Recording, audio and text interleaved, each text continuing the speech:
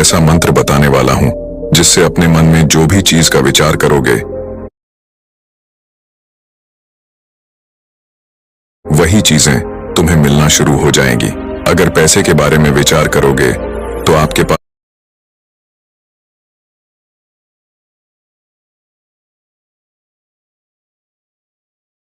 पैसा आना शुरू हो जाएगा। अगर आप अपने प्यार के बारे में विचार करोगे तो आपको आपका प्यार मिलना शुरू हो जाएगा।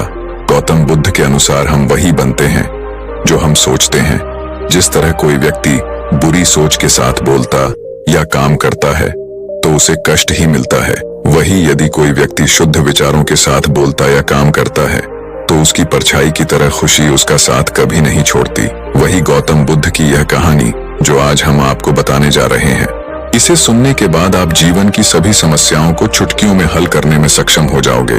बहुत समय पहले की बात है, महात्मा बुद्ध प्रवचन दे रहे थे। प्रवचन में आसपास के बहुत से लोग शामिल थे। सभी लोग ध्यान से बुद्ध को सुन रहे थे। कुछ देर में प्रवचन समाप्त हो गया। तब लोगों ने बुद्ध को प्रणाम किया और अपने अपने घर को चल पड़े। पर एक युवक वहीं पर ही बैठा रह गया। बुद्ध की नजर उस युवक पर पड़ी तो वे पूछ बैठे, क्या बात है वत्स, कोई जिज्ञासा है क्या? युवक बुद्ध के पास गया और प्रणाम करके बोला, प्रभु मैं बहुत उलझन में हूँ। जितना इस बारे में सोचता हूँ उतना ही उलझ जाता हूँ। बुद्ध ने कहा, कैसी उलझन है वत्स? युवक हाथ जोड़कर बोला, प्रभु यह संसार कितना विशाल है। संसार में लाखों करोड़ों लोग निवास करते हैं, उनमें भी एक से बढ़कर एक विद्वान कलाकार योद्धा।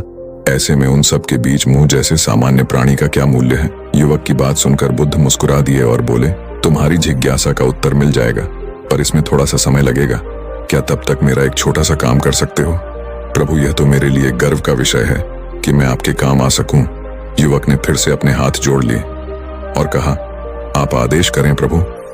बुद्ध ने युवक को एक चमकीला पत्थर देते हुए कहा, तुम्हें इस पत्थर का मूल्य पता करना है, पर ध्यान रहे इसे बेचना नहीं है, सिर्फ इसका मूल्य पता करना है। जैसी आज्ञा प्रभु। ऐसा कहते हुए युवक ने बुद्ध से वह पत्थर ले लिया। उसने एक बार फिर से उन्हें प्रणाम किया और बाजार की ओर चल पड़ा। बाजार वहां से ज्यादा दूर नहीं था। युवक थोड़ी देर में वहां पहुंच गया। वह सुबह का समय था, इसलिए बाजार अभी ठीक से खुला नहीं था। वहां पर इक्का दुक्का दुकानदार ही थे। युवक ने जिज्ञासावश इधर उधर नजर फेरी और उसे एक पेड़ के नीचे एक दुकानदार नजर आया। वह आम बेच रहा था। युवक उस दुकानदार के पास पहुंचा और उसे पत्थर दिखाते हुए बोला, क्या आप इस पत्थर की कीमत बता सकते हैं? दुकानदार एक चालाक व्यक्ति था। पत्थर की चमक देखकर वह समझ गया कि अवश्य ही यह कोई कीमती पत्थर है। वह बनावटी आवाज में बोला, देखने में तो कुछ खास नहीं लगता, पर मैं इसके बदले 10 आम दे सकता हूँ। दुकानदार की बात सुनकर युवक को हल्का सा क्रोध आ गया। वह मन ही मन सोचता है, इतना सुंदर पत्थर और इसका मूल्य सिर्फ 10 आम, अवश्य ही यह झूठ बोल रहा है। युवक को चुप देखकर दुकानदार बोल उठा, क्या कहते हो, निकालूं आम? पर युवक ने दुकानदार को कोई जवाब नहीं दिया। वह चुपचाप आगे बढ़ गया। सामने एक सब्जी वाला अपनी दुकान सजा रहा था। युवक उसके पास पहुंचा और उसे पत्थर दिखाते हुए उसका मूल्य पूछा। उस पत्थर को देखकर सब्जी वाले की आंखें खुशी से चमक उठी। वह मन ही मन सोचने लगा, यह पत्थर तो बहुत कीमती जान पड़ता है, अगर यह मुझे मिल जाए तो मजा ही आ जाएगा। युवक बोला, क्या हुआ भाई, कहाँ खो गए? युवक ने दुकानदार की चुप्पी तोड़ी तो दुकानदार बोला, कुछ नहीं, मैं तो बस मन ही मन इसकी कीमत की गणना कर रहा था। वैसे मैं इस पत्थर के बदले एक बोरी आलू दे सकता हूँ। सब्जी वाले के चेहरे की कुटिलता देखकर युवक समझ गया कि यह दुकानदार भी मुझे मूर्ख बना रहा है। मुझे किसी और से इसका मूल्य पता करना चाहिए। ये सोचता हुआ युवक आगे बढ़ गया। सब्जी वाले दुकानदार ने युवक को पीछे से आवाज लगाई, क्या हुआ भाई, अगर आपको यह मूल्य कम लग रहा है तो मुझे बताइए, सही में मैं इसका मूल्य बढ़ा दूंगा। पर युवक ने उसकी बात पर ध्यान नहीं दिया। वह अब इधर उधर किसी ऐसे व्यक्ति को खोजने लगा जो जानकार हो और उस पत्थर का सही मूल्य बता सके। युवक को लग रहा था कि अवश्य ही यह कोई कीमती पत्थर है, शायद कोई जौहरी इसका सही मूल्य बता सकता है। यह सोचता हुआ युवक एक जौहरी की दुकान पर पहुंचा। जौहरी अपनी दुकान को अभी खोल ही रहा था। उसने युवक को अपनी दुकान की ओर आते हुए दूर से देख लिया था। साथ ही उसने युवक का हुलिया देखकर यह भी भांप लिया था कि यह कोई गरीब व्यक्ति है जो संभवतः कोई गहना बेचने आया होगा। जौहरी ने हाथ जोड़कर युवक को नमस्कार किया और मुस्कुराकर पूछा, बताएं महोदय, मैं आपकी क्या सेवा कर सकता हूं? युवक ने बुद्ध का दिया पत्थर अपनी हथेली पर रख दिया और बोला, इसका मूल्य पता करना था। पत्थर को देखते ही जौहरी उसे पहचान गया कि यह बेशकीमती रूबी पत्थर है जो किस्मत वाले को मिलता है। वह बोला, पत्थर मुझे दे दो और मुझसे 1 लाख रुपए ले लो। कहते हुए जौहरी ने पत्थर लेने के लिए अपना दाहिना हाथ बढ़ाया, पर तब तक युवक ने पत्थर को अपनी मुट्ठी में बंद कर लिया।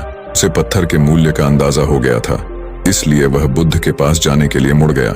जौहरी ने उसे पीछे से आवाज लगाई, अरे भाई रुको, तो मैं इसके 50 लाख दे सकता हूँ।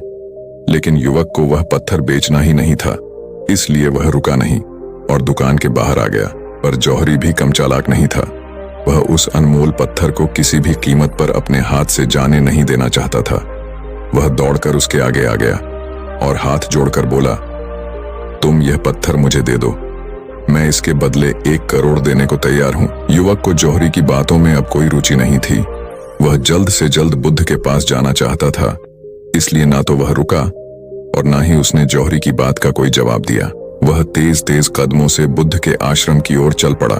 जौहरी ने पीछे से आवाज लगाई, यह अत्यंत मूल्यवान पत्थर है, अनमोल है, तुम जितने पैसे कहोगे मैं दूंगा। यह सुनकर वह युवक परेशान हो गया। उसे लगा कि कहीं पत्थर के लालच में जौहरी उसे पकड़कर जबरदस्ती ना करने लगे, इसलिए वह तेजी से आश्रम की ओर दौड़ पड़ा। युवक जब बुद्ध के पास पहुंचा तो वह बुरी तरह से हाँफ रहा था। उसे देखकर बुद्ध मुस्कुरा दिए, फिर भी उन्होंने अपने चेहरे से कुछ भी जाहिर नहीं होने दिया। वे बोले, क्या बात है वत्स, तुम कुछ डरे हुए से लग रहे हो। युवक ने बुद्ध को प्रणाम किया और सारी बात सुनाई, और साथ ही उसने वह पत्थर भी उन्हें वापस कर दिया। बुद्ध बोले, आम वाले ने इसका मूल्य 10 आम बताया, आलू वाले ने 1 बोरी आलू, और जौहरी ने बताया कि यह अनमोल है। इस पत्थर के गुण जिसने जितने समझे उसने इसका मूल्य उसी हिसाब से लगाया। ऐसे ही यह जीवन है। प्रत्येक व्यक्ति खान से निकले हुए एक हीरे के समान है जिसे अभी तराशा नहीं गया है। जैसे जैसे समय की धार व्यक्ति को तराश की जाती है, व्यक्ति की कीमत बढ़ती जाती है। यह दुनिया व्यक्ति को जितना पहचान पाती है उसे उतनी ही महत्ता देती है। कहते हुए बुद्ध एक क्षण के लिए रुके, फिर बोले, किंतु आदमी और हीरे में अंतर यह है कि हीरे को कोई दूसरा तराशता है और व्यक्ति को अपने आप को स्वयं ही तराशना पड़ता है। और जिस दिन तुम अपने आप को तराश लोगे, तुम्हें भी तुम्हारा मूल्य बताने वाला कोई ना कोई जौहरी मिल ही जाएगा। गौतम बुद्ध उस लड़के को यह सीख देना चाहते थे कि जो इंसान अपने मन में खुद के बारे में विचार करता है वह व्यक्ति उसी के समान बनता जाता है।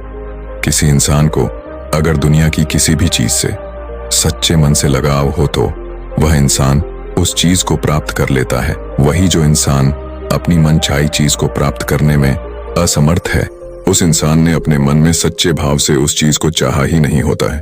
दोस्तों, गौतम बुद्ध की इस प्रेरणादायक कहानी को आप अपने मित्रों के साथ शेयर जरूर कीजिए ताकि उन्हें भी गौतम बुद्ध के असल ज्ञान के बारे में पता चल सके, और कमेंट बॉक्स में नमो बुद्धाय लिखकर चैनल को सब्सक्राइब कर लें। धन्यवाद।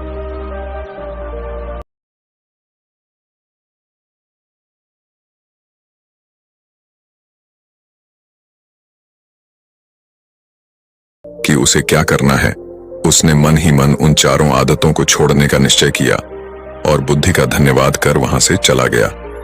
दोस्तों, इस कहानी से हमें यह शिक्षा मिलती है कि हमें यह नहीं सोचना चाहिए कि लोग मेरे बारे में क्या सोच रहे हैं।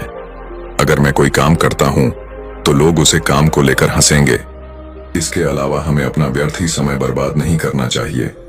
इसके अलावा हमें कभी भी यह नहीं सोचना चाहिए कि अगर किसी व्यक्ति से कोई काम नहीं हो पाया है तो मैं उसे नहीं कर पाऊंगा। अगर दोस्तों आप मेहनत से किसी भी काम को करते हैं तो कोई भी काम छोटा या बड़ा नहीं होता और एक ना एक दिन सफलता अवश्य मिलती है।